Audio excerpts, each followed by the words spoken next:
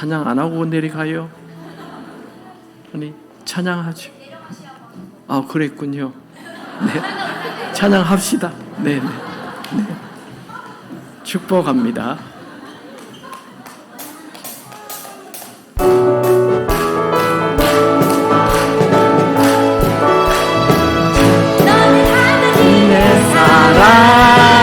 아름다운 하나님의 사랑, 나는 널 위해 기도하며 내 길을 축복할 거야.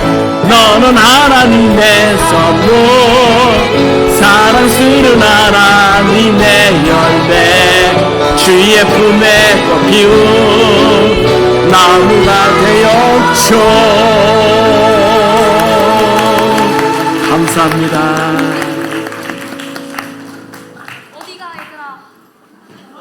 네, 됐어요.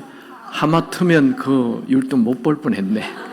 네, 고마워요. 우리 이쁜 아이들 한번 격려해 주시죠. 네, 고마워요. 네, 감사합니다.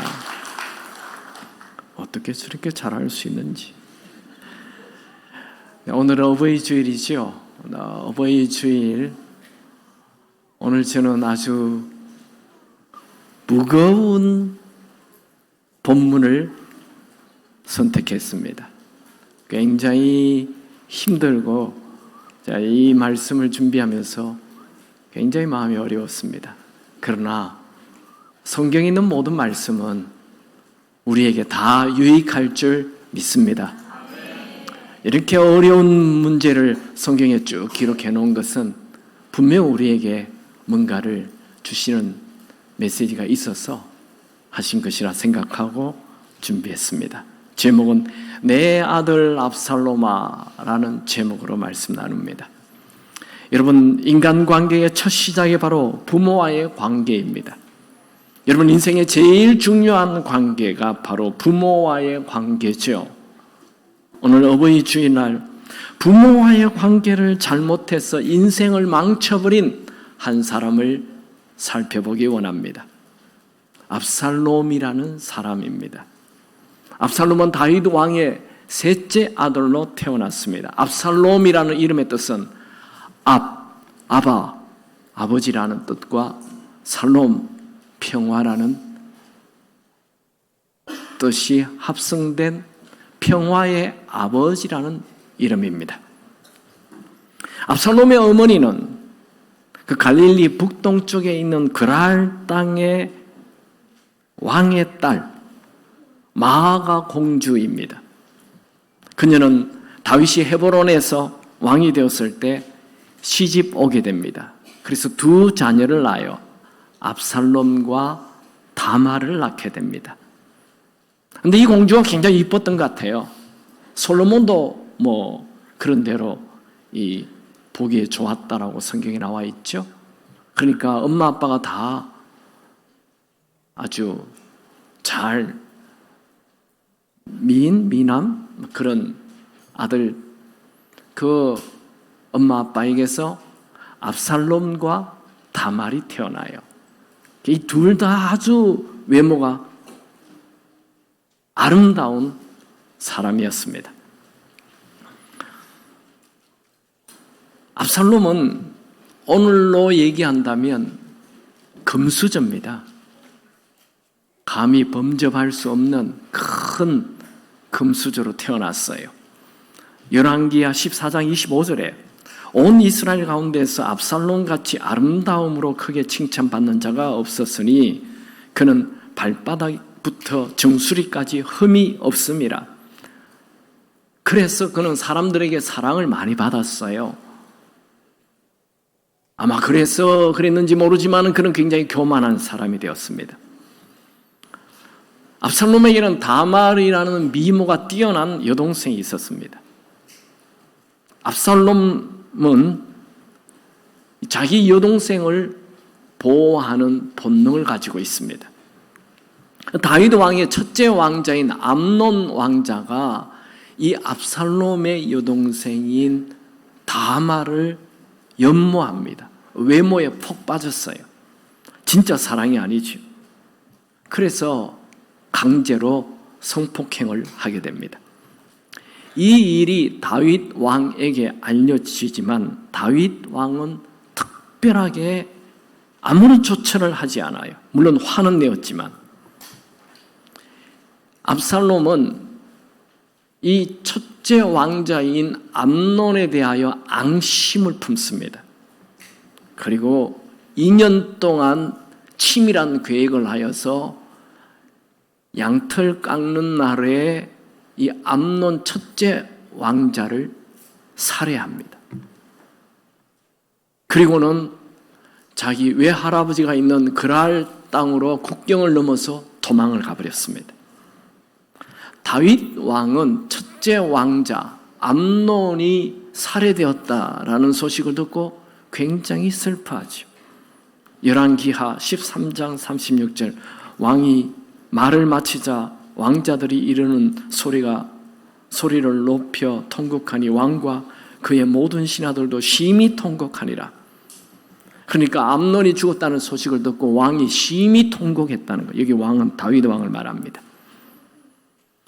압살롬은 외할아버지 집에 가서 3년 동안 숨어 지냈습니다. 다윗 왕에는 첫째 왕자 암논 왕자, 둘째 왕자 길르압은 병으로 죽고 셋째 왕자 압살롬은 지금 도망가 있습니다. 그러니 첫째 왕자가 죽었고 둘째 왕자도 죽었으니 이제 셋째 왕자에게 왕위를 물려줘야 하는 것 당연한 일이죠. 다윗은 셋째 왕자 압살롬에 대한 그리움이 커졌습니다. 다윗 왕의 마음을 알고 다윗 왕의 충신인 요압 장군이 압살롬을 데리고 옵니다. 하지만 다윗은 선뜻 살인자인 압살롬을 만나주지 않았습니다. 이렇게 왕궁에 돌아온 압살롬은 왕궁에서 아버지를 만나지 못한 채 2년을 지났습니다. 압살롬은 언젠가 아버지를 만나겠지 했지만 만나주지 않자 불을 지르고 자기에게 아버지를 만나게 해달라. 그렇게 해서 아버지를 2년 만에 만나게 됩니다. 그래서 다윗 왕은 압살롬을 공식적으로 용서를 해주고 화해를 하였습니다. 하지만 그는 아버지에 대한 앙심은 여전히 가지고 있었습니다. 그리고 아버지가 자기를 억지로 만나줬다는 것도 그는 분노를 품습니다. 너무 오랜 시간 동안 둘 사이에 금이 가 있었기 때문에 이 압살롬은 내가 왕이 되어야 되겠다라는 반역을 품게 됩니다.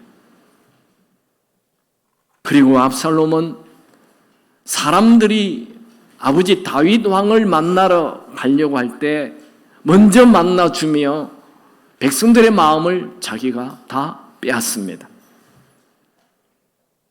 왕을 만나기는 어렵지만 나를 만나는 것은 쉽다 하며 그들에게 아주 유화 제스처를 취하며 부드럽게 그들의 마음을, 백성들의 마음을 만져주고 그들의 고민을 해결해 주기 시작했습니다. 점점 백성들의 마음이 다윗 왕에게서 압살롬 왕자로 기울게 됩니다. 백성들은 멀리 있는 왕보다 가까이에 쉽게 만나주는 압살롬 왕자가 훨씬 더 낫다라고 생각합니다. 성경은 그것을 이렇게 기록합니다. 사무엘하 15장 6절 이스라엘 무리 중에 왕의 재판을 청하러 오는 자들마다 압살롬의 행함이 이와 같아서 이스라엘 사람의 마음을 압살롬이 훔치니라. 의도적으로 계획적으로 자기가 왕이 되기 위하여 백성들의 마음이 당연히 왕에게 가야 되는데 자기에게 오도록 백성들의 마음을 훔쳤습니다. 그리고 4년 후에 압살롬은 다윗의 옛성인 헤브론 성으로 가서 자기 스스로 왕이 되어버렸습니다. 이건 정도가 아니죠. 왕은 아버지 왕이 세워져야 함이 정도인데 이것을 역적이라고 하는 것입니다. 반항이죠. 반역이죠. 압살롬의 세력은 점점 커졌습니다. 백성들의 마음은 점점 젊고 패기찬 압살롬에게로 몰렸습니다. 압살롬은 반역을 일으키고 예루살렘을 공격합니다. 그러자 다윗이 급히 예루살렘을 떠나 피신합니다. 사무엘하 15장 30절, 다윗이 감람산 위 산길로 올라갈 때에 그의 머리를 그가 가리고 맨발로 울며 가고 그와 함께 가는 모든 백성들도 각각 자기의 머리를 가리고 울며 올라가니라. 여러분은 위대한 다윗 왕이 전쟁마다 다 이겼던 엄청난 전쟁의 영웅인 다윗 왕이 자기 아들이 반역하는 것, 그것을 피해 급히 얼굴을 가리고 맨발로 도망가는 모습 한번 상상해 보십시오. 이건 정말 안타까운 일이지만 숨길 수 없는 팩트, 현실입니다. 사실입니다. 다윗 왕은 압살롬 때문에 그의 인생에 3번 크게 웁니다. 첫 번째는 암논 왕자가 살해되었을 때 울었어요. 두 번째는 지금 이렇게 압살롬이 군대를 끌고 예루살렘을 향해 공격해 온다는 소식을 듣고 급히 왕궁을 피해 도망가면서 울었어요. 세 번째는 압살롬이 죽었을 때 울었어요. 여러분, 자식이 부모의 눈에 슬픔의 눈물을 흘리게 하면 자신의 인생이 잘 될까요? 사실 압살롬 왕자는 그냥 왕궁에서 아버지가 그런 용서해 줬잖아요. 아버지를 존중하면서 기다렸다면 다윗 왕이 죽은 뒤에 그냥 자연스럽게 왕이 되었을 것입니다. 그런데 그는 젊은 날에 아버지 다윗 왕을 반역하고 자기 스스로 왕이 되고 말았습니다. 압살롬은 예루살렘 성을 차지하고 왕이 되는 것으로 끝나지 않았습니다. 이제 도망가고 있는 아버지를 추격하여 아버지를 죽이려고 하였습니다. 다윗 왕이 요단강을 건너 마하나임 쪽으로 도망을 가자 그는 거대한 군사를 이끌고 다윗 뒤를 추격합니다. 그래서 다윗 주변에 있는 군인 그 용사들과 또 반역을 일으키고 거대한 군사를 끌고 오는 이 압살롬의 군사들이 에브라임 숲에서 큰 전쟁을 치르게 됩니다. 다윗은 압살롬과 이제 전투를 하러 떠나는 세 장군에게 큰 소리로 압살롬을 죽이지 말라라고 명령합니다. 신신당부합니다. 사무엘하 18장 5절, 왕이 요압과 아비새와 이따에게 명령하여 이르되 나를 위하여 젊은 압살롬을 너그러이 대우하라 하니 왕이 압살롬을 위하여 모든 군 지휘관에게 명령할 때에 백성들이 다 들으니라. 모든 백성들이 들을 수 있는 큰 소리로 세 장군에게 젊은 압살롬을 너그러이 대하라 말하였습니다. 에브라임 숲속에서 일어난 전쟁은 다윗의 군대가 승리를 거두게 됩니다. 압살롬의 군대가 2만 명이나 이유 없이 그냥 다 죽어버렸습니다. 이것은 다윗 군대가 2만 명의 압살롬 군인들을 죽인 것이 아닙니다. 그냥 이 에브라임 숲에서, 거기는 골짜기고 낭떠러지가 있고 위험한 길이죠. 그곳에서 2만 명이 그냥 죽어버린 거예요. 그러자 압살롬은 급히 노새를 타고 도망을 칩니다. 그가 막 도망을 가는데 그의 아름다움을 자랑하는 그 긴 머리카락이 이 상수리 나무에 걸리게 됩니다. 그가 상수리 나무에 머리카락이 걸리자 그냥 그가 타고 가던 노새는 계속 가버렸어요. 그래서 그는 그냥 상수리 나무에 머리가 걸려서 대롱대롱 매달려 있습니다. 그는 옴짝달싹을 하지 못합니다. 이 황당한 우연은 하나님의 간섭입니다. 그러자 다윗의 장군인 요압 장군이 창으로 압살롬의 심장을 찔러 죽입니다. 사무엘하 18장 14절 15절 요압이 손에 작은 창 셋을 가지고 가서 상수리 나무 가운데서 아직 살아있는 압살롬의 심장을 찌르니 요압의 무기를 든 청년 10명이 압살롬을 에워싸고 쳐 죽이니라. 이렇게 해서 반역을 일으킨 압살롬은 젊은 나이에 그만 죽고 말았습니다. 압살롬의 죽음은 우연이 아니라 하나님의 심판이었습니다. 다윗의 군사들은 압살롬의 시체를 구덩이를 파고 던져놓고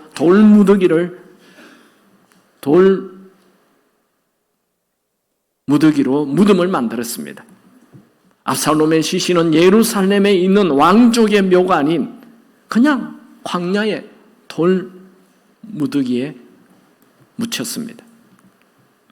이제 오늘의 본문의 말씀을 보지요. 지금까지는 이 오늘 본문의 말씀 앞에 부분을 이야기했습니다. 오늘 본문은 다윗 왕을 대적하는 모든 사람이 다 죽었다는 소식을 전해 들었을 때 다윗의 반응이 적혀 있습니다. 다윗은 자신을 대적하는 자들이 다 죽었다는 소식을 듣고 기뻐하기보다도 제일 먼저 압살롬이 살아있는지 물어봤습니다. 보고자는 왕을 대적하는 모든 사람이 다 죽었다라고 말하였습니다. 같이 그 장면 한번 읽어볼까요? 사무엘하 18장 32절 33절입니다. 같이 읽습니다. 왕이 구스 사람에게 묻되 젊은 압살롬은 잘 있느냐? 구스 사람이 대답하되 내 주 왕의 원수와 일어나서 왕을 대적하는 자들은 다 그 청년과 같이 되기를 원하나이다 하니 왕의 마음이 심히 아파 문 위층으로 올라가서 우니라. 그가 올라갈 때에 말하기를 내 아들 압살롬아 내 아들 압살롬아 차라리 내가 너를 대신하여 죽었다면 압살롬 내 아들아 하였더라. 다윗은 압살롬이 죽었다는 소식에 통곡합니다. 내 아들 압살롬아 내 아들 압살롬아 차라리 내가 너를 대신하여 죽었다면 압살롬 내 아들아. 다윗은 그냥 내 아들아 한번 탄식하는 것이 아니고 내 아들아 5번이나 계속 부르짖습니다. 성경에 나오는 가장 큰 대성 통곡입니다. 다윗의 슬픔이 얼마나 컸던지 다윗이 전쟁에서 이겼지만 승리가 아니라 이 승리가 오히려 모든 백성의 슬픔이 되었습니다. 그 다음 절에 보면 사무엘하 19장 1절 2절에 어떤 사람이 요압에게 이르되 왕이 압살롬을 위하여 울며 슬퍼하나이다 하니 왕이 그 아들을 위하여 슬퍼한다 함이 그날의 백성들에게 들림에 그날의 승리가 모든 백성에게 슬픔이 된지라. 우리는 이 장면에서 다윗의 큰 슬픔과 비통함을 볼 수 있습니다. 사실 다윗은 지금 압살롬의 죽음을 이렇게까지 슬퍼할 이유가 없습니다. 압살롬만큼 큰 불효 자식이 있겠습니까? 아무리 그래도 그렇지 어떻게 자식이 아버지를 배신하고 반역을 일으킬 수 있겠습니까? 또 압살롬이 왕이 되고 싶어 반역을 일으켰다 하더라도 어떻게 도망가는 아버지를 뒤쫓아가서 아버지를 죽이려고 할 수 있겠습니까?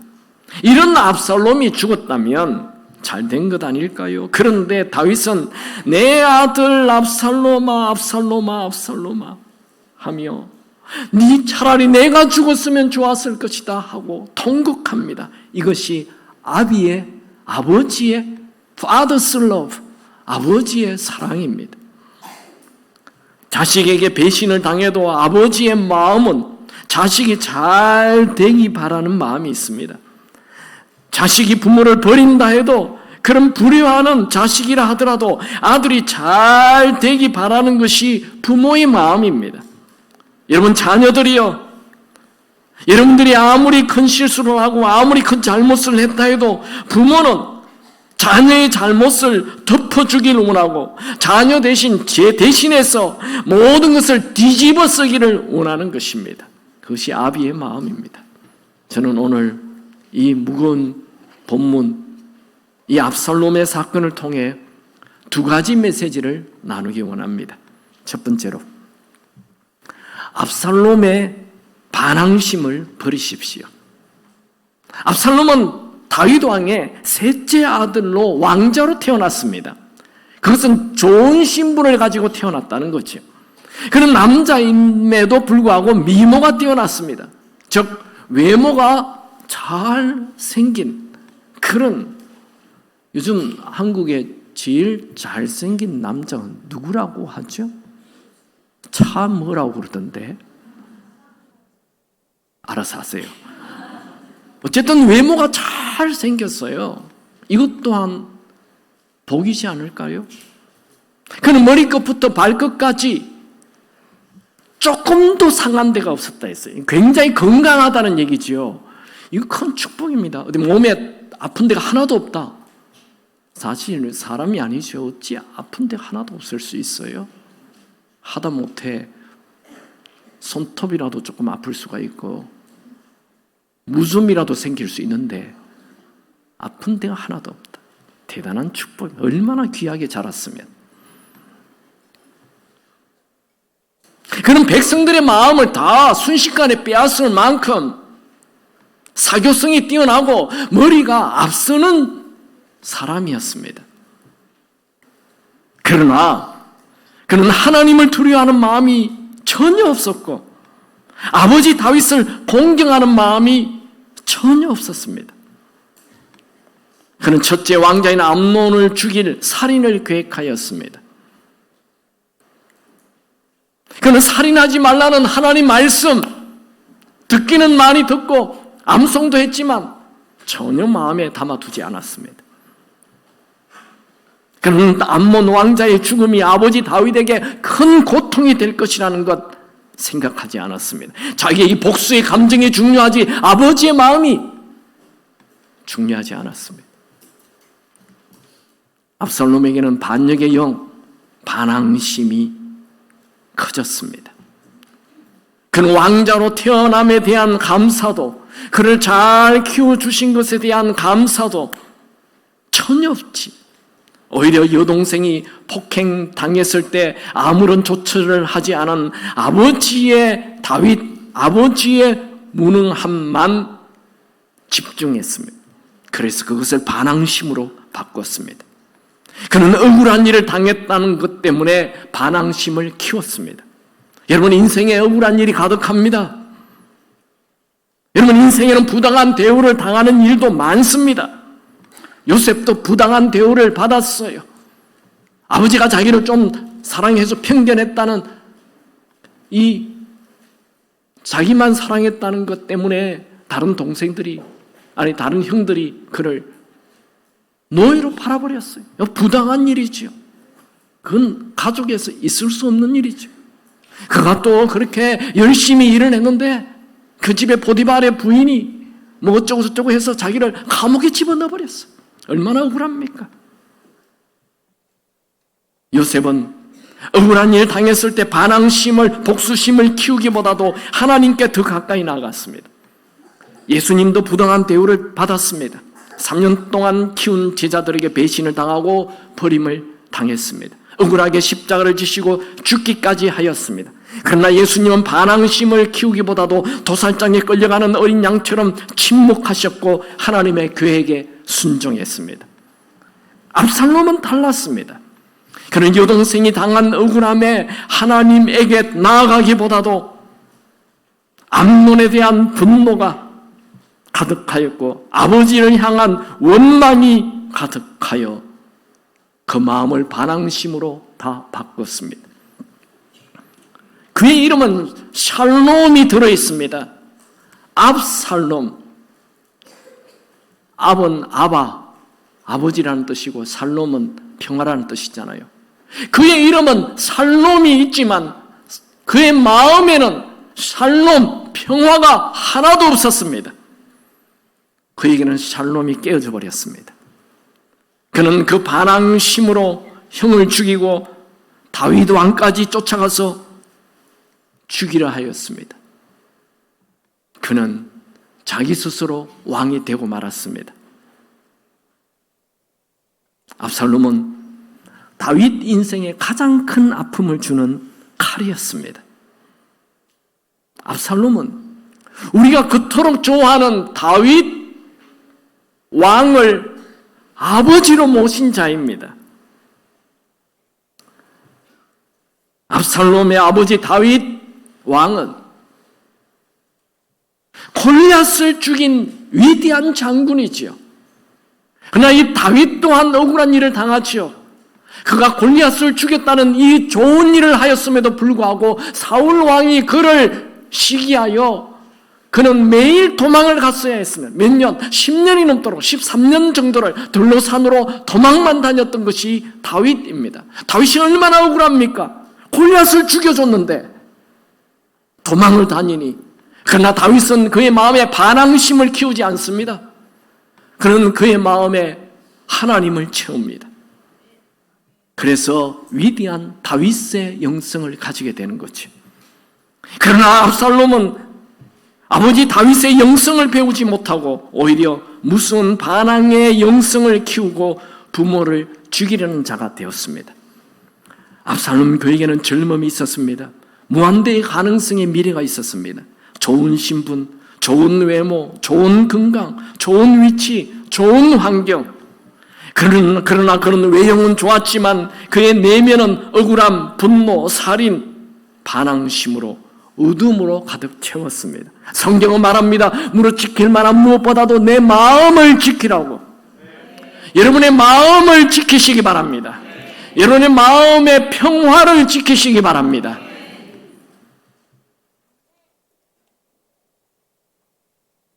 압살롬이 이렇게 반항적인 사람이 된 것에는 물론 다윗의 잘못도 많습니다. 아버지의 잘못이 많아요. 어쩌면 아버지의 잘못이 더 큰지도 모르겠습니다. 왜 아들이 이렇게 앙심을 품고 있는데 만나주지 않습니까? 왜 이렇게 아들이 이렇게 억울해 하는데 좀 그 억울함을 풀어주지 않습니까? 아버지의 잘못 있어요. 분명히 다윗의 잘못 큽니다. 그런데 성경은 이렇게 기록하고 있습니다. 선포합니다. 신명기 27장 16절 그의 부모를 경홀히 여기는 자는 저주를 받을 것이라 할 것이요 모든 백성은 아멘 할지라. 이런 부모를 경홀히 여기는 것, 부모를 우습게 여기는 것, 부모를 능멸하는 것 저주받는다고 선포합니다. 압살롬은 결국 아주 젊은 나이에 나무에 달려 죽었어요. 나무에 달려 죽는다는 것은 성경에 하나님에게 저주를 받았다는 상징입니다. 신명기 21장 23절 나무에 달린 자는 하나님께 저주를 받았습니다. 여러분, 성경은 부모를 욕하거나 부모를 때리거나 하는 자는 저주를 받아야 된다고 얘기하고 죽여야 된다고까지 말씀합니다. 출애굽기 21장 15절 자기 아버지나 어머니를 치는 자는 반드시 죽일지니라. 반드시 죽이라고 말합니다. 무섭죠? 예수님도 동일한 말씀을 하셨습니다. 마태복음 15장 4절 하나님이 이르셨을 내 부모를 공경하라 하시고 또 아버지나 어머니를 비방하는 자는 반드시 죽음을 당하리라 하셨거늘. 여러분, 예수님은 부모를 공경하지 않고 비방하는 자 죽임을 당해야 된다고 말씀하고 있습니다. 모세는 율법에 부모에게 거역하는 자, 불순종하는 자는 돌로 쳐 죽여라 말하였습니다. 신명기 21장 18절 21절을 보면 사람에게 완악하고 패역한 아들이 있어 그의 아버지의 말이나 그 어머니의 말을 순종하지 아니하고 부모가 징계하여도 순종하지 아니하거든 그의 부모가 그를 끌고 성문에 이르러 그 성읍 장로들에게 나아가서 그 성읍 장로들에게 말하기를 우리의 이 자식은 완악하고 패역하여 우리의 말을 듣지 아니하고 방탕하여 술에 잠긴 자라 하면 그 성읍에 모든 사람들이 그를 돌로 쳐 죽일지니 이같이 내가 너희 중에서 악을 제하라 그리하면 온 이스라엘이 듣고 두려워하리라. 요즘 이 말씀대로 한다면 아마 수많은 젊은이들이 돌에 맞아 죽었을 것입니다. 여러분, 이런 말씀은 구약에만 있으니 그냥 넘어가자 그렇게 말하면 안 됩니다. 하나님의 말씀은 구약이나 신약이나 지금이나 동일합니다. 하나님의 마음은 모든 자녀들이 부모에게 순종하길 원합니다. 혹시 여러분 중에 부모를 향한 반항심을 가지고 있다면 오늘 회개하시기 바랍니다.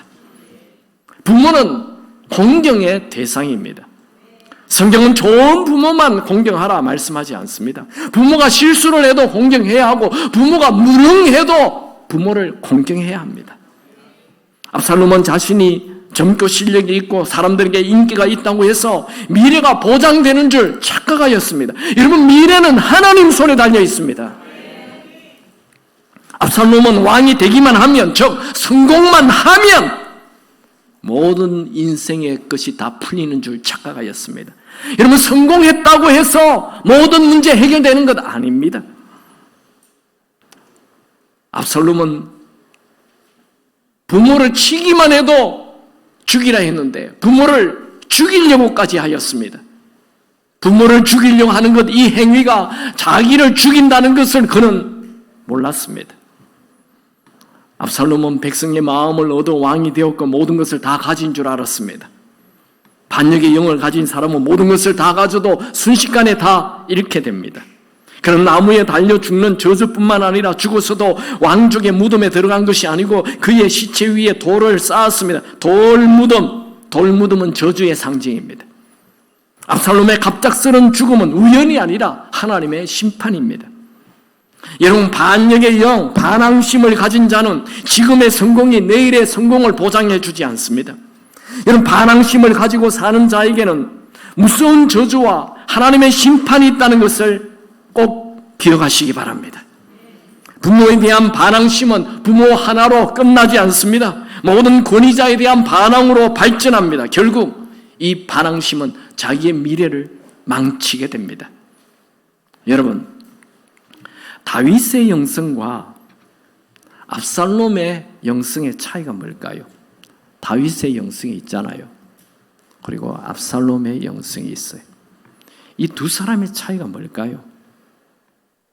똑같이 부당한 일을 당했어요. 다윗은 사울 왕이 그를 죽이려 하는 이 부당한 상황이 있잖아요. 다윗은 이 부당한 상황에 하나님을 대입합니다. 압살롬은 자기 여동생이 어려움을 당했잖아요. 억울한 일이잖아요. 부당한 상황. 그 부당한 상황에 악한 생각, 반항심, 복수심을 채워넣습니다. 그 차이입니다. 부당한 상황은 우리 인생에 언제나 있어요. 그 부당한 상황에, 그 빈자리에, 그 공허한 자리에, 그 억울한 자리에 하나님을 갖다 였느냐, 아니면 내 억울한 마음을 집어넣느냐, 그 차이입니다. 여러분, 억울하십니까? 부당한 대우를 받았습니까? 그 억울한 자리에, 그 부당한 자리에 하나님을 초대하시기 바랍니다. 하나님은 못 고칠 상황이 없고 하나님은 바꾸지 못할 상황이 없습니다. 하나님이 개입하시면 모든 것이 합력하여 선을 이루실 것입니다. 여러분, 여러분이 자녀입니까? 여러분의 부모가 어떤 부모이든 부모에게 반항하지 말고 오히려 부모를 기쁘시게 하는 자 되시기 바랍니다. 잠언 23장 25절, 내 부모를 즐겁게 하며 너를 낳은 어미를 기쁘게 하라.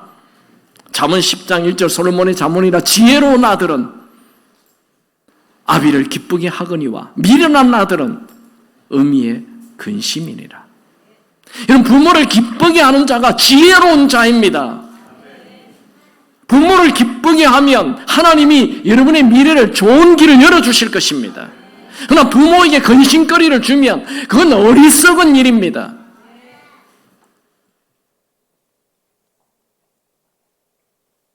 여러분, 부모를 공경하십시오. 부모에게 순종하십시오. 그러면 그 사람은 모든 일이 잘 되고 장수할 것입니다. 제 얘기가 아닙니다. 에베소서 6장 1절 3절, 자녀들아 내 아버지와 어머니를 공경하라. 이것이 약속이 있는 첫 계명이니 이로써 네가 잘 되고 땅에서 장수하리라. 아브라함의 아들 이삭, 어느 날 아버지가 어린 이삭을, 아주 젊은 이삭, 나이가 한 17세 정도 돼요. 이 이삭을 모리아 산으로 데려갑니다. 그랬더니 아버지가 그를 꽁꽁 묶어요. 아버지 왜 이러십니까? 내가 너를 하나님께 제사 드려야 되겠다. 지금 나이가 17, 18살 아주 젊은 나이입니다. 10대입니다. 아버지 116세, 117세 늙은 노인입니다. 아버지 왜 이러십니까? 하며 아버지를 던져버릴 수도 있습니다. 그런데 자기를 꽁꽁 묶고 칼을 뽑아 그를 죽이려 할 때 가만히 있습니다. 그냥 순종하는 거예요. 어떻게 되었습니까? 그 일에 하나님이 개입하시죠. 그리고 그가 풀려나죠. 그 이후에 이 이삭이 가는 데마다 우물이 생겨요. 그 이스라엘은 척박한 땅이어서 물이 굉장히 중요합니다. 1년에 2번밖에 건기, 우기, 딱 1년에 이른비, 늦은비 2번밖에 비가 오지 않는데 우물이 얼마나 귀한지 우물만 있으면 한 동네가 생기는 거죠. 그 귀중한 우물, 이삭이 가서 파기만 하면 우물이 솟아납니다. 하나님의 은혜인 것입니다. 무슨 일을 해도 잘 되는 거예요. 하나님의 은혜예요. 또 한 번은 그가 너무 가뭄이 와서 농사를 지었는데 그 1년치 수확이 100년치 수확이 됐어요. 안 놀라시죠? 여러분 1년에 월급 연봉 얼마 정도 됩니까? 5천 됩니까? 1년에 연봉이 1억 돼요? 만약 1억이라면 그 1년에 100억이 생긴 거예요. 이제 좀 놀라십니까? 1년 만에 100억이 생겼어요. 우와, 이 어마어마한 축복이에요. 왜 그런 일이 일어났다고요? 순종해서, 부모에게 잘하는, 부모의 순종해서 하나님의 은혜예요. 요셉은 어느 날 아버지가 너희 형들에게 이거 도시락을 좀 갖다 주고 오라, 그렇게 얘기했죠. 그래서 갔어요. 갔더니 그 아버지가 얘기하는 장소에 갔더니 없어요, 형들이. 그럼 돌아와야 되잖아요. 그런데 돌아오지 않습니다. 주변 사람들이 물어봐요. 이렇게 한 10명의 형제들이 다니는 거 못 봤느냐 물어서 기어이 자기 형들을 찾아가죠. 그리고 도시락을 전해주죠. 그가 갈 때 무슨 마음이 있었을까요? 그는 아버지의 편애를 받았잖아요. 자기 혼자 이 채색 옷을 입고 왕자가 입는 옷을 입고 다니고 다른 형들은 다 그냥 누추한 옷을 입고 사니 형들이 화가 나잖아요. 그래서 아무도 아버지만 보이지 않으면 그 어린 요셉이 나타나면 그냥 굴밤 주고 막 그냥 차고 야 잘난 체 하지 마 하면서 늘 그렇게 구박받았던 이 요셉이 형들에게 이 도시락을 주고 오라. 위험한 일인데 형들이 갑자기 나를 잡으면 어떡하지? 아빠도 안 보이는데 그런 마음이 있지만 그는 순종하는 것입니다. 요셉 아버지에 대한 순종. 그가 나중에 애굽의 왕이 총리가 되었을 때 아버지를 극진히 섬기죠. 그리고 아버지의 형제 아들 딸들 요셉의 형제들에게도 잘해줘요. 그런데 아버지가 죽잖아요. 죽은 이후에도 형들에게 잘해줘. 형들은 저게 지금 아버지가 살아있으니까 우리에게 잘하는 거지. 우리가 한 일이 있는데 언젠가 복수할 거예요. 두려웠어요. 그런데도 아버지가 죽은 이후에도 요셉은 잘해줘요. 형제들에게. 왜요? 아버지의 마음이니까. 여기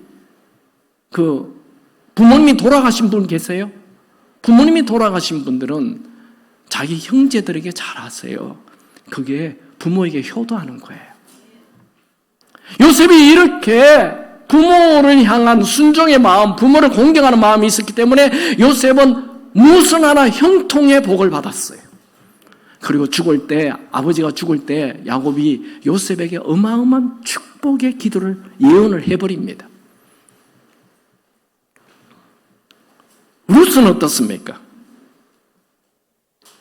룻은 남편 죽고 두 아들 죽은 그 시어머니, 아주 가난한 재산 하나도 없는 그 시어머니를 섬겨요. 복양해요. 아니 자기와 피 한 방울 섞이지 않은 시어머니예요. 끝까지 잘해줘요. 그랬더니 이상하게 그 동네에 제일 부자 보아스가 그의 앞에 나타나요. 그리고 자기가 하루 종일 이삭 죽기를 해서 가는데 이삭을 조금밖에 못 주었으면 보아스가 나타나가지고 이 룻 앞에 막 그냥 이삭을 막 뿌리고 그냥 막 지나가는 거예요. 이쪽 요즘 얘기로 한다면 나 지금 가난하게 우리 시어머니 모시고 가난하게 막 하루 종일 일해가지고 겨우 뭐 한 10,000원, 20,000원 벌어가지고 집으로 돌아오는데 이상한 남자가 나타나서 내 앞에서 50,000원짜리를 쓱 뿌리고 막 지나가는 거예요. 하루만 그러냐. 그 다음날에도 또 막 50,000원짜리가 또 계속 막 어떤 데 뭉툭이를 막 뿌리고 지나고. 알아봤더니 그 사람이 그 동네의 최고의 회장님이라는 거예요. 부자란. 아직 결혼도 안 했대요. 그래가지고 결혼해가지고. 알잖아요. 왜 그런 일이 일어납니까? 이 룻의 부모를 사랑하는 마음, 부모를 섬기는 마음. 하나님이 아시는 거예요.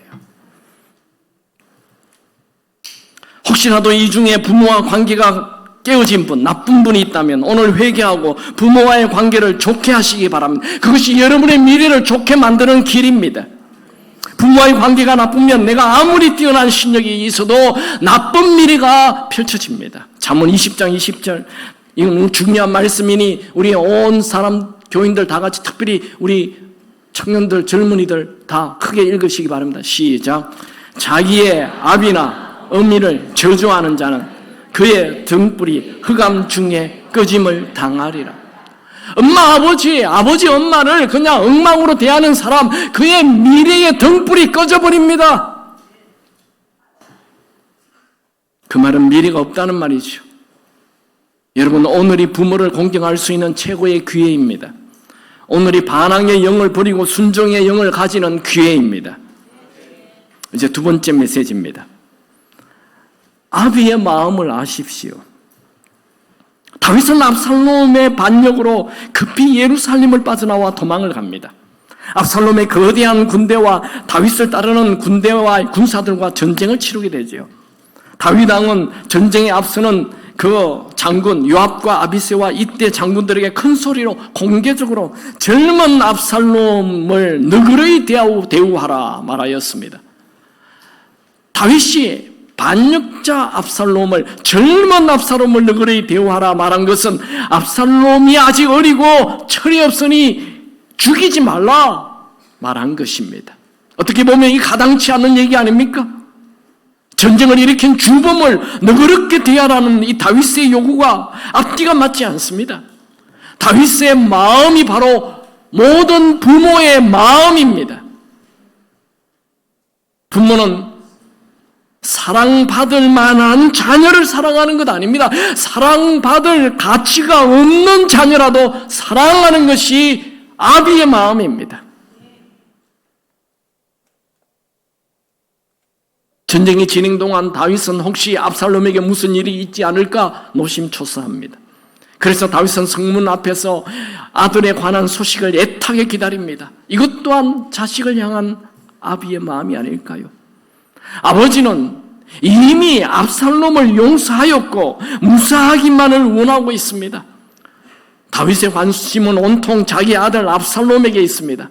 아무리 아들과 벌이는 전쟁이지만 다윗은 한나라의 왕으로 승리의 소식을 기다리는 것이 아닙니다. 그는 전쟁의 승패와 상관없이 자기 아들이 살아있게 하는 것, 이것이 최고의 관심이었습니다. 그래서 전령이 왔을 때 내 아들 압살롬이 잘 있느냐? 물어보았습니다. 첫 질문입니다. 이번 전쟁에서 이겼느냐? 그건 묻지 않아요. 내 아들 압살롬이 잘 있느냐? 이것부터 물었습니다. 비록 압살롬이 아버지를 왕좌에서 몰아내고 죽이고자 전쟁을 일으킨 못된 아들이지만 다윗에게 압살롬은 죽여야 할 대상이 아니었습니다. 끝까지 사랑으로 지켜야 할 대상이었습니다. 전령이 다윗 왕에게 모든 적들이 다 죽었다는 말에 다윗은 우리가 도무지 이해할 수 없는 통곡을 합니다. 내 아들 압살롬아, 내 아들 압살롬아, 차라리 내가 너를 대신하여 죽었다면 압살롬 내 아들아, 내 아들아. 통곡입니다. 여러분, 압살롬은 어떤 아들이지요? 살인자잖아요. 지금 아버지까지 죽이려 하잖아요. 이런 불효자식 압살롬이 죽었다고 해서 땅이 꺼져라, 산이 무너져라, 슬피 울며 부르짖는 이 모습, 이해되십니까? 부모는 불효자 자식이 죽기보다 차라리 자기가 죽기를 원하는 것입니다. 자식은 부모를 포기할 수 있지만 부모는 자식을 포기할 수 없습니다. 차라리 내가 너를 대신해 죽었더라면. 이 다윗의 절규를 자녀인 여러분들은 이 절규를 한번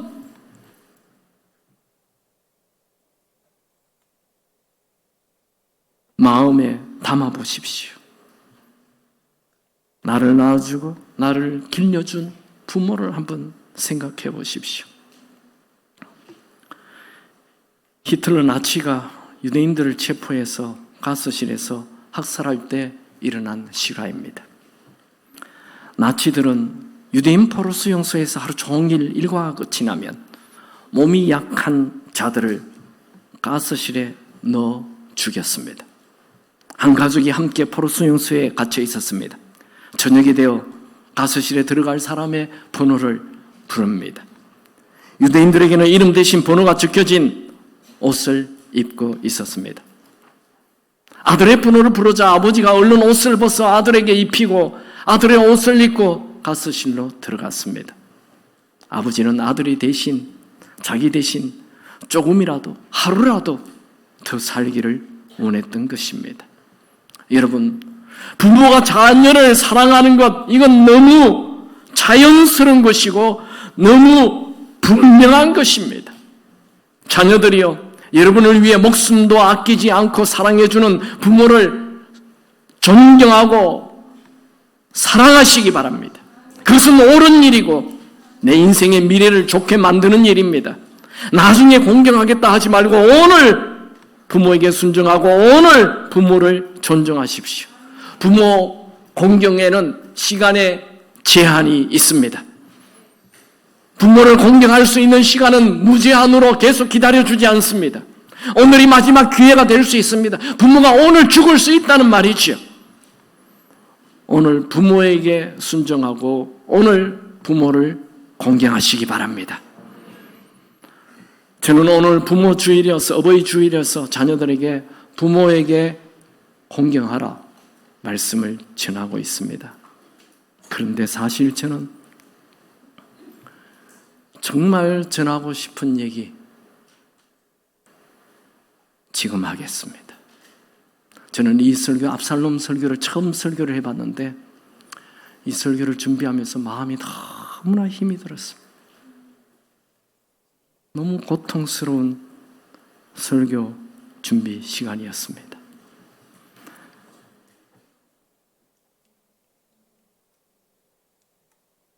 여러분, 이 압살롬의 살인과 압살롬의 죽음, 다윗의 통곡, 무슨 문제입니까? 압살롬과 다윗의 이 반항과 죽음은 대화의 문제입니다. 이 문제를 해결할 수 있는 솔루션은 친밀감, 부모와 자식 간의 친밀감이 이 문제를 해결해 주는 것입니다. 자, 오늘 우리 젊은이들 잘 들으시기 바랍니다. 한번 살펴봅시다.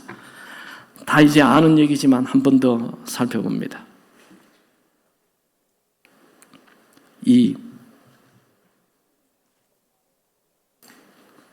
제일 처음 다말이 죽음으로, 다말의 이 폭행 사건으로 이 반항심이 시작이 됩니다. 폭행이 일어나고 다윗 왕이 아무 일도 하지 않아요. 그래서 아버지와 이 압살롬 사이에 2년이라는 세월이 말 한마디 하지 않습니다. 아버지가 가만히 있는 것, 이 폭행 사건에 가만히 있는 것, 아버지 잘못입니다. 다윗의 잘못입니다. 그렇다 해도 아들도 잘못입니다. 아들이 왜 아버지를 찾아가지 않아요? 아버지, 이건 형 암논이 잘못한 거예요. 이건 내버려 두면 안 됩니다. 왜 얘기를 못합니까? 왕자인데 왜 아버지를 못 찾아가요? 앙심을 품고 있죠. 2년 동안 아버지와 한마디도 하지 않아요. 그리고 이 첫째 형 암논을 살해해버립니다. 죽입니다. 그리고 그 술 땅으로 도망을 가버렸어. 도망을 가서 3년을 지냅니다. 5년 동안 한 번도 대화를 하지 않아요. 아버지와 이 압살롬 셋째 아들 사이 한 번도 대화를 하지 않아요. 이걸 안타깝게 여긴 요압 장군이 왕에게 얘기해서 다시 예루살렘으로 오게 되죠. 근데 예루살렘에 왔을 때 아버지 다윗은 만나주지 않습니다. 몇 년 동안, 2년 동안.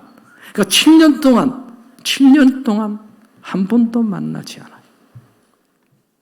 그래서 이 압살롬이 불을 지르죠. 그것이 요압에게 얘기가 되어서 요압이 왕을 찾아가죠. 왕자를 만나십시오. 그래서 다윗이 7년 만에 처음 이 압살롬과 만나서 압살롬을 용서해 줍니다. 그렇지만 이것은 겉으로의 용서예요. 진정한 용서가 아니에요. 그럼 용서했으면 그날로부터 아버지와 아들이 오고 가고 얘기를 하고 친밀한 교제가 시작이 되어야 되는데 4년 동안 한 번도 만나지 않습니다. 그 후 4년 동안. 그러면서 이 압살롬은 아버지의 왕위를 빼앗아야 되겠다는 반항심이 커져갔습니다. 총 몇 년입니까? 몇 년이죠? 총? 우리 산수 잘 하잖아요. 11년 동안 딱 한 번 만나요. 한 번. 여러분, 아버지와 아들이 11년 동안 한 번만 만난다. 문제 있습니다. 여기에 1년이 넘도록 아들과 아버지가 안 만난다. 문제 있습니다. 누구의 문제입니까? 아버지의 문제? 아들의 문제? 누구의 문제예요? 나이가 어릴 때는 아버지가 아들에게 가야 함이 마땅합니다. 그러나 17살 이후에는 아들이 아버지에 가는 게 옳습니다.